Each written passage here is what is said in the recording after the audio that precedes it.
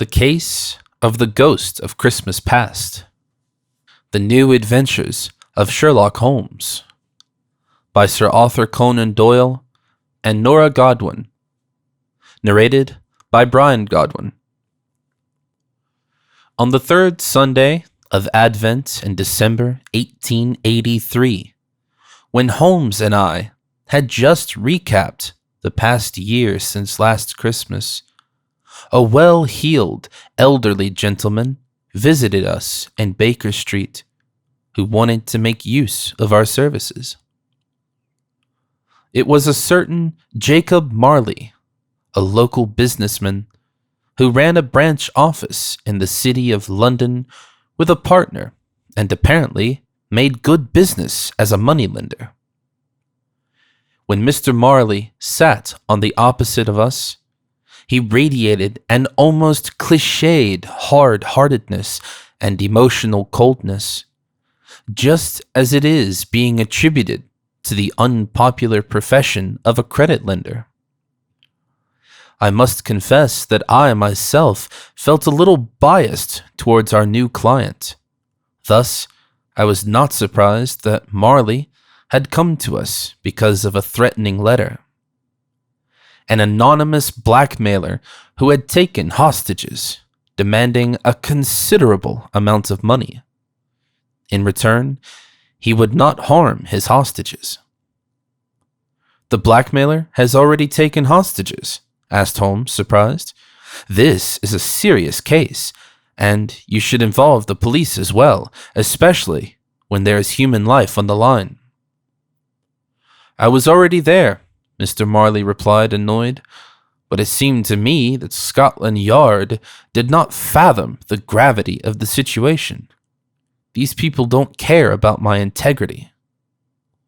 "Honestly," Holmes said, "I was referring to the physical inviolability of the hostages. Who is it? Relatives? Friends?" "Nonsense," Mr. Marley growled. "It's about Mars and Mercury." Holmes raised an eyebrow. "And who is that, if I may ask?" "These are my German Great Danes," cried Marley. "My property." I had to suppress my amusement, which was trying to force itself out through my expressions. Someone stole the man's gargantuan Germanic breed dogs, who he had named based on ancient Roman deities. Such grotesque stories, which only appear when you're a criminalist. Holmes remained unmoved and simply said, "I understand that the ransom exceeds the value of the animals, right?" "Correct," Mr. Marley replied, "but Mars and Mercury are very dear to me. They also have ideal value." It is hard to imagine that this man felt real affection for other living beings. Consequently, our visitor continued, "It would be a regrettable loss, but I couldn't get over losing all my hard-earned money." "So, you are not willing to accept the ransom demand?" Holmes said. "No, not at all," exclaimed Mr. Marley. "The contemptible man won't get a penny from me." Holmes pondered and remained silent for a few seconds, and then said, "Well then, so we've got to put a stop to the blackmailer's game. Can I see the letter, Mr. Marley?" Our client handed him a one-page letter, which Holmes briefly flew over and then passed on to me. The following was stated in it. "Dear Mr. Marley, I have liberated Mars and Mercury, and now hold my protective hand over them. You will only get them back under two conditions. First, I want you to treat your dogs better in the future. And second, I am asking you to pay me a fine of £10,000 within a week. Details will follow. Respectfully, the Ghost of Christmas Past." "The Ghost of Christmas Past," I repeated. "What does that mean?" "Nonsense," said Mr. Marley. "I want my Great Danes, and I want to keep my money. Gentlemen, can you help me?" Holmes didn't have to think long. "Certainly, Mr. Marley," he replied. "But you have to know, our services are not quite cheap." Mr. Marley's face darkened. No matter the cost, he explained, I want to catch this criminal and nail him to the cross. That seems a little rabid to me, I interjected. Holmes smiled at me. I'm sure, he exclaimed, Mr. Marley meant this more figuratively. Certainly he does not intend to spoil your peaceful Christmas atmosphere with a real crucifixion. Humbug, growled Marley. I can do without this Christmas nonsense, but I can't be without my money. You have already clearly announced this message, Holmes said. We are fully aware of that. Then I will believe it, Marley replied, looking suspiciously at me. What is the next step? Holmes rose. Well, for today, we have no further questions, he said. We will visit you tomorrow morning in the premises of your office. In the meantime, I will conduct a criminological examination of the letter. Marley also stood up and reached out to Holmes. For all I care, Mr. Holmes, he said, I'm there from 8:30. I hope you're worth your money. With these words and a nod of his head in my direction, Mr. Marley left us. When we were alone again, Holmes asked me straight away, Well, Watson, what do you notice about the threatening letter? I took another quick look at the document and said, The letter itself has no special features. Normal, unadorned paper, certainly not expensive. Ordinary black ink was used to write. And the handwriting, continued Holmes. Once again, I looked at the paper. Round and spirited, I attested, even kind of elegant. However, there are 2 spelling mistakes here that slightly cloud the overall impression. Right, Holmes replied. We are looking for a blackmailer with poor education, but with a slight inclination toward all things beautiful. The writing is polite and at the same time very direct and commanding. In addition, Marley's dogs, whose welfare the blackmailer is presumed to be concerned about, are named by their names. I knew immediately where Holmes was getting at. That probably means, I immediately added, that the perpetrator is not an unknown, but has some connection to Mr. Marley. He knows about him. Indeed, Holmes said. However, I doubt that the dogs are actually the focus of interest. With this sum of money, they are at best a means to an end, or perhaps even a mere diversion. I don't think we're looking for an animal rights activist, but someone with a personal financial concern. I had to acknowledge this statement with an audible sigh.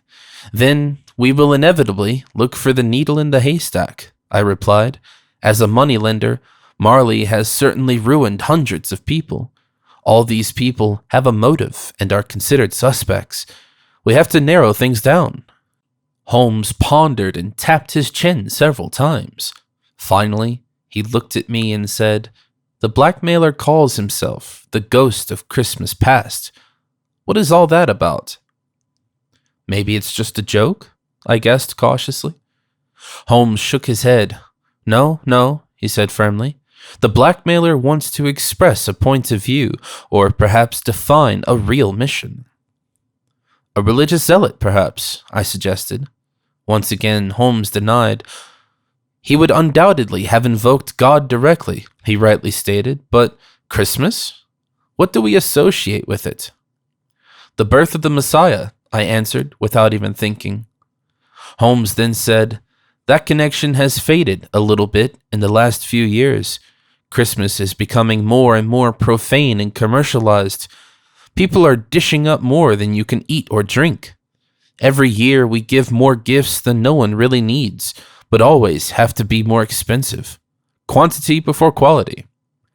It is more and more about consumption and commerce, about wealth and possession, and about presenting it publicly. This may be true for the wealthy strata of our society, I interjected, almost incidentally. For the many poor in London, Christmas is also a time of deprivation. Holmes immediately raised the index finger of his right hand. And that's the point, he shouted. Excellent, Watson. Our ghost wants to make a point about the discrepancy.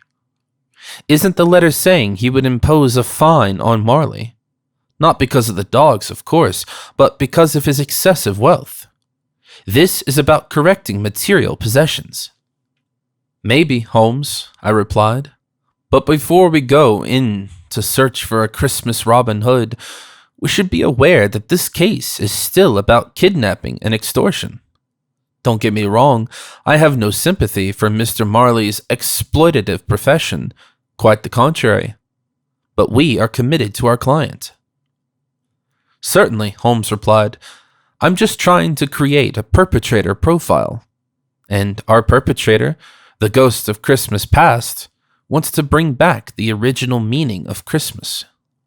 They want to remind that this time of year is about kindness and charity and caring for others, and want to redistribute the wealth, whether for society in general or just for his own Boxing Day, on which he presents himself with £10,000 that is left out.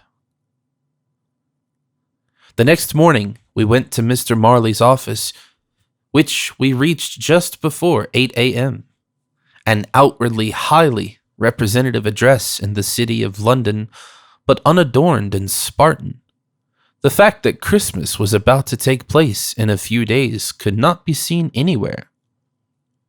Marley and his companion probably had nothing left for exaggerated pomp, which made me less and less aware of the purpose for which the two actually acquired their wealth, held it together and steadily enlarged it.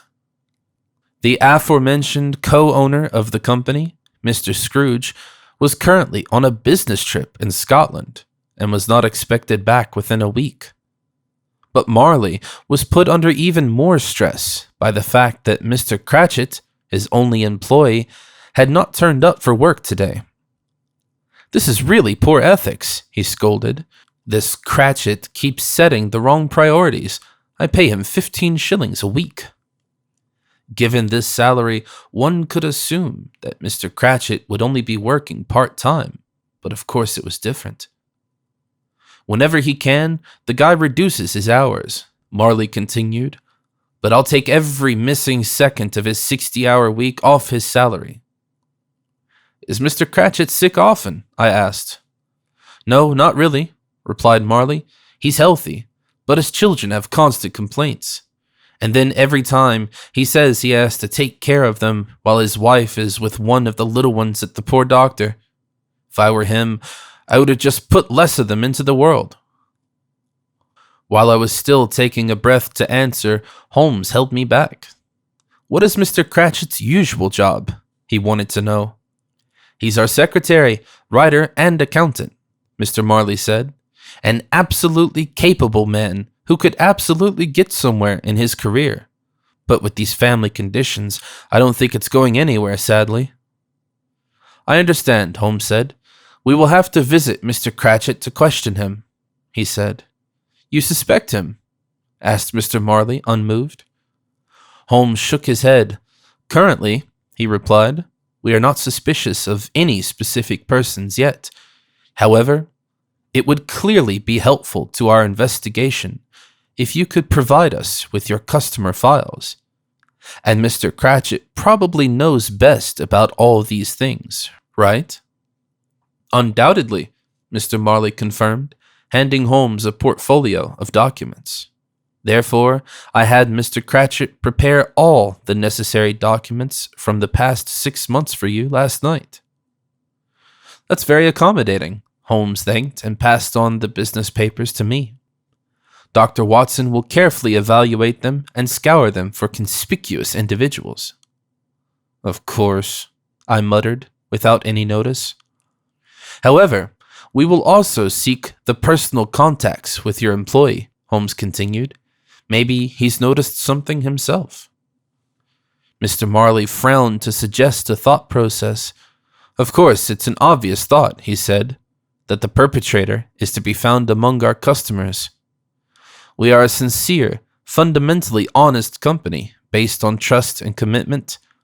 But of course, we cannot prevent that we have to deal with bankrupts, failures, or losses from time to time.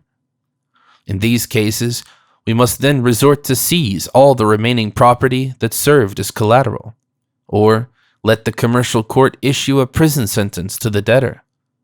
Such a situation may upset the one or other customer.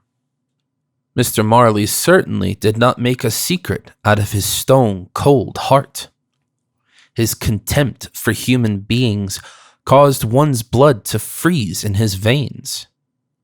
Once again, Holmes prevented me from expressing my opinion to the fine gentleman. "Well," he said, as he put his hand on my shoulder, "we will look at any evidence.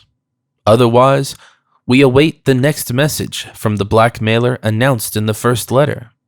Perhaps this will lead to further circumstantial evidence. In any case, there will be instructions. In the meantime, Dr. Watson and I will visit Mr. Cratchit at home." We said goodbye to Mr. Marley and announced our return for the later morning. Then we made our way to Whitechapel, where Mr. Cratchit's family lived in poor conditions. At first, Mr. Cratchit thought we were inspectors Marley would have sent to check his absence of service for their veracity. Apparently, this had happened occasionally in the past. However, we were able to convince him that we were here on another matter, so his nervousness had disappeared. "So, you're interested in the threatening letter Mr. Marley received?" asked Mr. Cratchit, relieved. "This is also about the kidnapped dogs," Holmes added. "The poor animals are better off everywhere than in Mr. Marley's care," Mr. Cratchit said. "But the actual dog life, as you can see, I lead with my family, despite the hard work. But I'm grateful that I have a job at all." "How come you work for Mr. Marley and Mr. Scrooge for a starvation wage?" asked Holmes. "As a capable and hard-working secretary, you should be able to find another job." Mr. Cratchit laughed bitterly. "It's not that easy," he added. "I'm in debt to my employer. With my part of the work, I am paying back a loan that I needed a few years ago to feed my family." "That's outrageous," I busted out. "Are you trying to say that you're in some kind of debt bondage? This is highly immoral." Mr. Cratchit shook his head resignedly. "It's legal," he said. "I also have no choice. It's the only way to repay the debt and make ends meet." I looked around in the small apartment, shabby furniture, musty walls. The 3 children probably slept here in the parlor, which also served as a kitchen. For the parents, there was a small adjoining room in which there was hardly enough space for a makeshift bed. And there appeared almost cynically the embroidery attached to the wall with the saying, "My home is my castle," with the last 2 letters arranged in error upside down. And yet, in the midst of all the misery, they had apparently tried to spread the Christmas spirit. Mistletoe and fir branches adorned the apartment.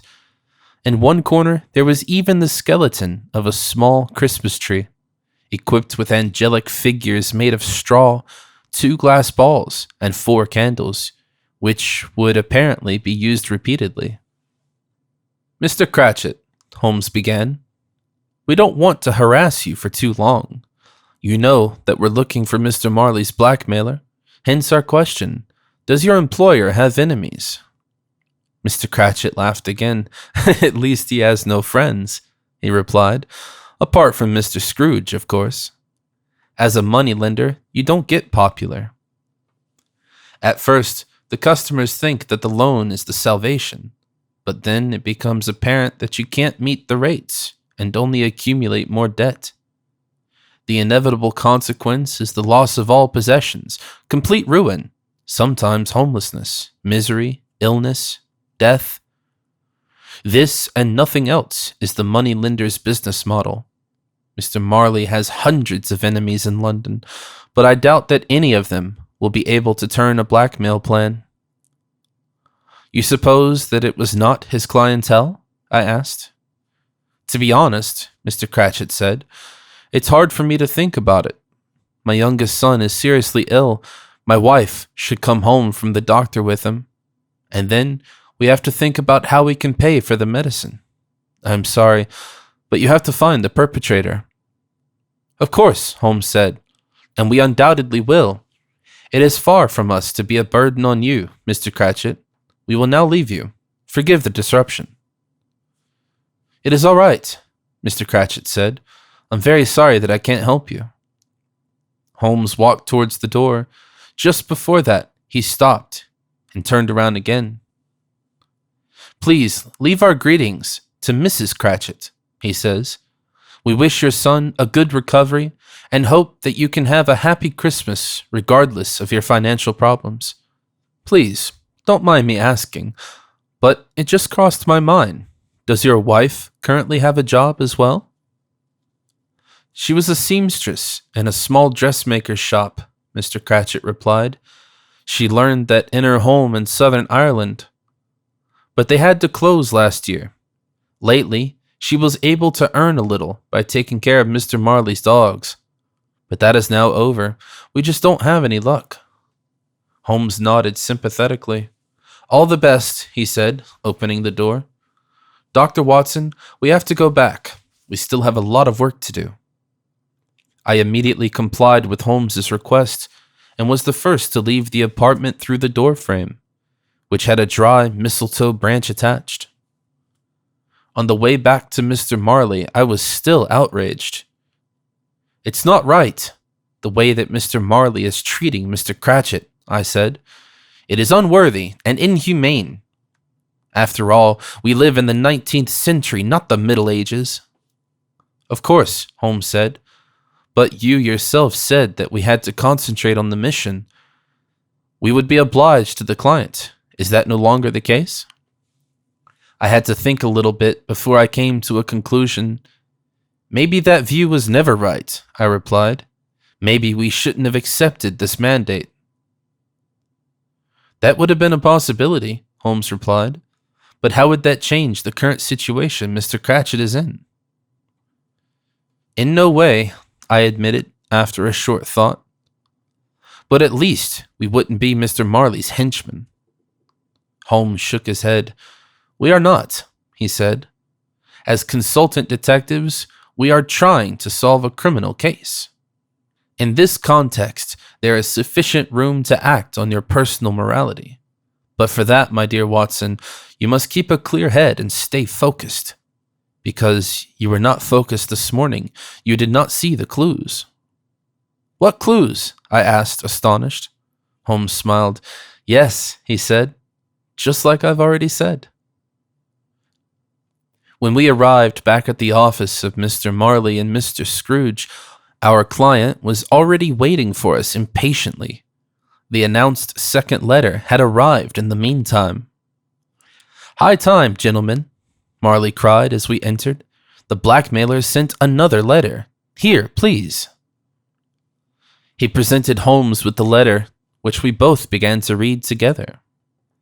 Dear Mr. Marley, it read, I hope you have already prepared the £10,000. The handover will take place this afternoon. Put the money in a jute bag and take it to the Church of St. Mary Moorfields.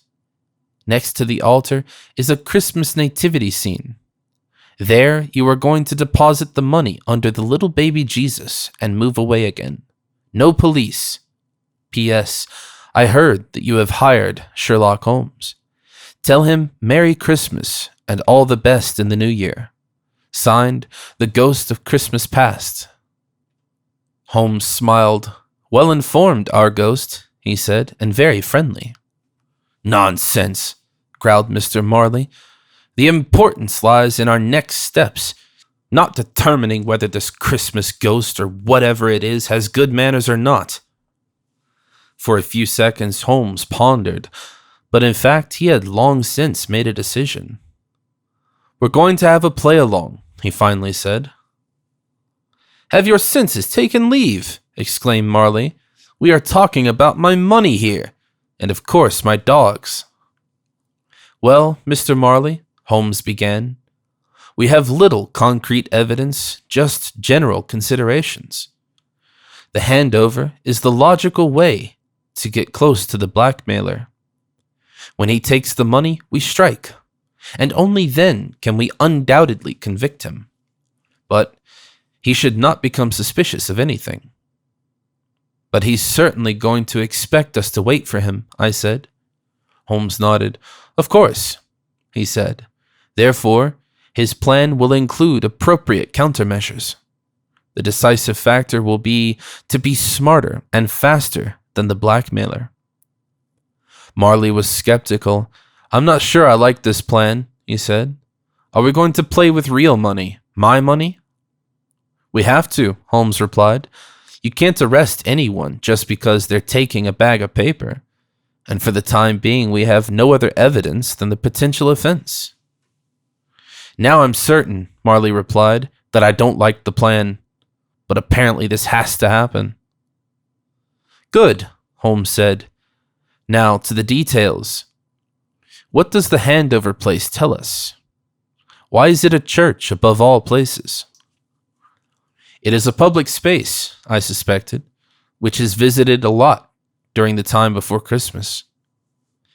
"You might remember," Marley remarked, "St. Mary lies on the corner of Bloomfield Street and Finsbury Circus, and is the only Catholic church in the city of London." Holmes tapped his temples. "Yes, of course," he muttered, more to himself. "There would be no Christmas nativity scene in the Anglican church." St. Mary Moorfield was not far from Mr. Marley's office. After our client had taken the money out of the safe and put it in a jute bag, according to the instructions, all three of us started to walk to the church. In the meantime, it had started to snow. Apparently, this Christmas was going to be white. We made our way through a growing hustle and bustle of large, thick snowflakes slowly dancing to the ground. "How beautiful," I said. "Humbug," replied Mr. Marley. This remained the only conversation until we reached the church. Holmes was the first to walk through the large door and walk straight through the middle aisle between the bench rows to the altar. There he turned to the left, where the scenery of the newly born Messiah was presented to us.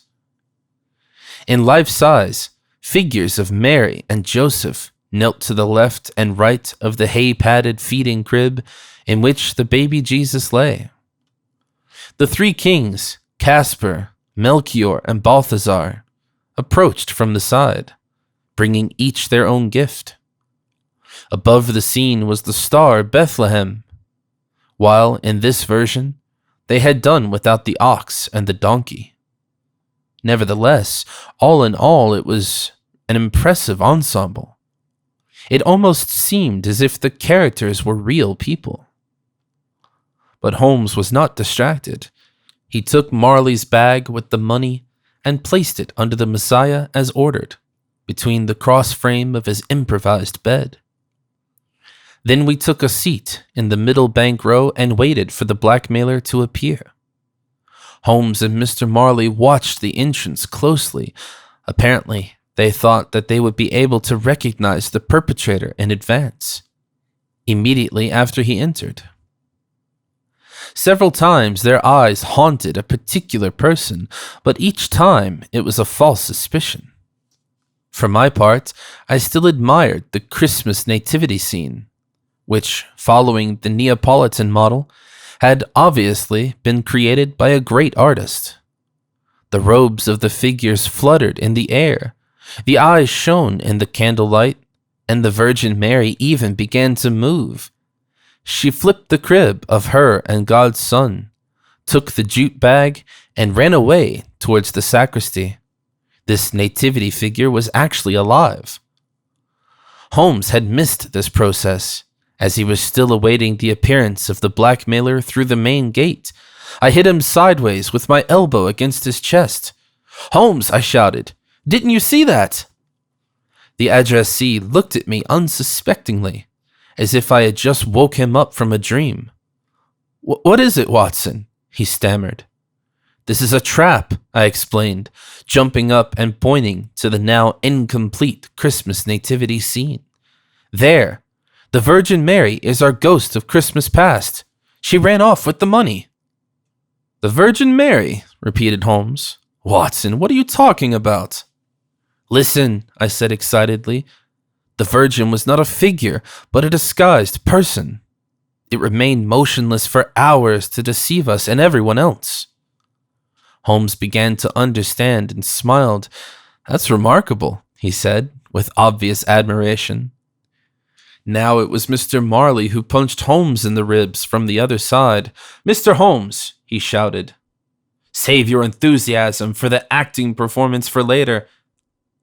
I do not know what I am actually paying you for, and how about you actually start with the prosecution?" "A good suggestion," Holmes replied, pushing me in the back. "Let's go, Watson, run." I immediately moved, climbed out of the bank row, stormed the middle aisle forward, past the decimated Christmas scene, and disappeared through the door behind it. Holmes stayed on my heels. Mr. Marley stayed behind. I heard him shout, "Save my money!" And then he sat down again and folded his hands to pray. Behind the door, I collided with the priest who was preparing for Mass. "Did the Virgin Mary come by here?" Holmes asked the stunned man. The clergyman hesitated and then stuttered, I think so." "Where did she go?" continued Holmes. "Up," answered the priest, raising his eyes and index finger towards the sky or towards the ceiling of the room. But Holmes was able to correctly interpret Catholic priest's Marian apparition and stated, "The bell tower, Watson, she's in the bell tower." We continued to walk down the aisle and quickly found the spiral staircase that led up. Holmes jumped up the steps, but in reality, there was no need to hurry. Our Christmas ghost was trapped. When we reached the tower room, the blackmailer in the garb of Mary, who was probably female, turned her back on us. A hood was pulled over her head. Still, Holmes addressed her with her real name. "The game is out, Mrs. Cratchit." "Mrs. Cratchit?" I asked, stunned. "That can't be the case." But the Virgin Mary, who still clutched the jute bag with one hand, turned to us, slapped the hood back, and confirmed the presumption. "Congratulations, Mr. Holmes," she said. "How did you come up with it?" "Despite your efforts," Holmes explained, "you left some involuntary clues, your spelling weakness, your connection to Mr. Marley's dogs, your Catholic origin. Only circumstantial evidence, but I was certain, since visiting your husband, that you are the ghost of Christmas past." "And when did you plan on telling me?" I asked, a little upset. "My dear Watson," Holmes told me immediately, "I told you that you need to focus on the clues and should not be distracted. That's what makes a good detective." "A good detective," I repeated loudly.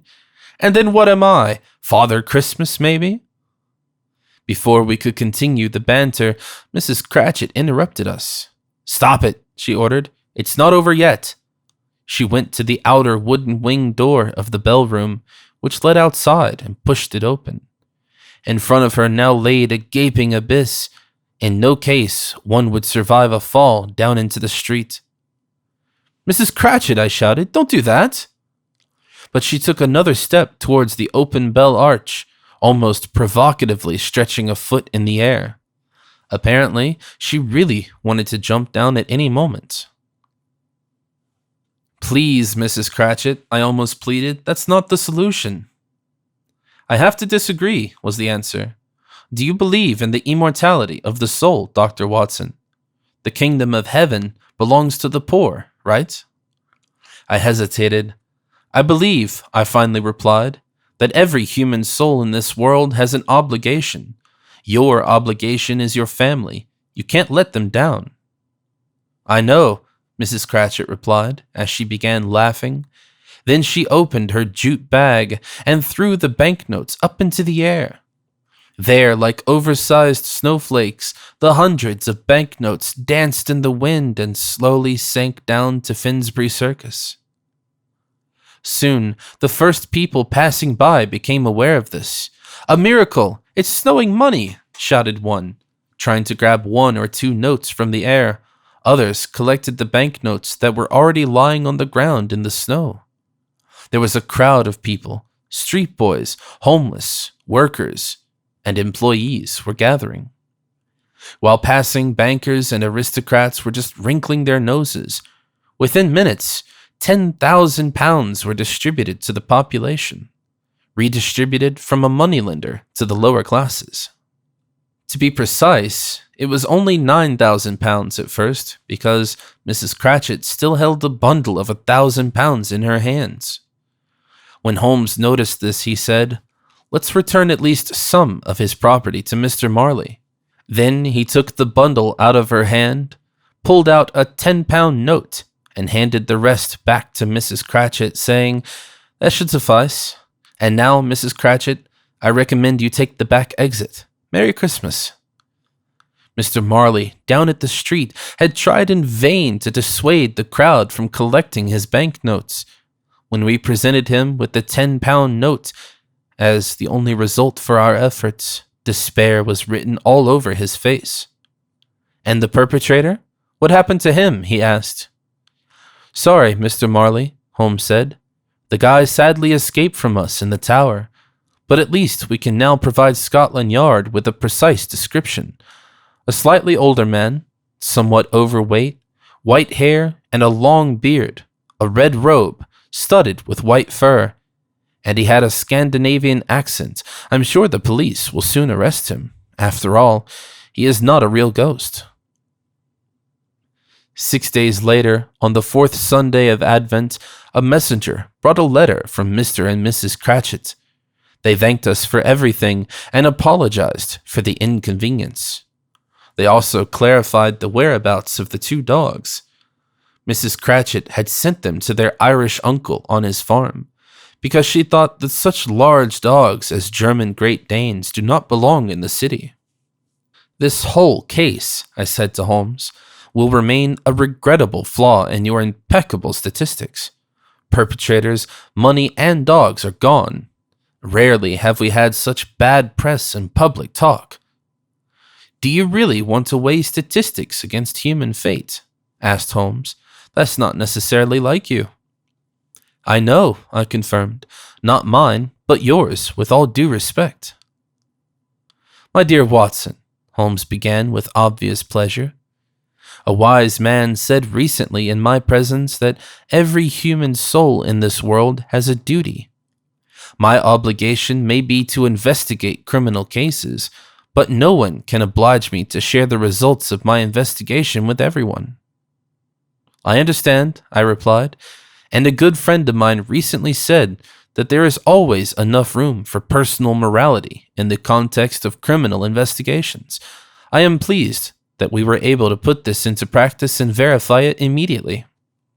"So then," Holmes said, giving both of us a glass of cognac, "then we agree to a peaceful Christmas.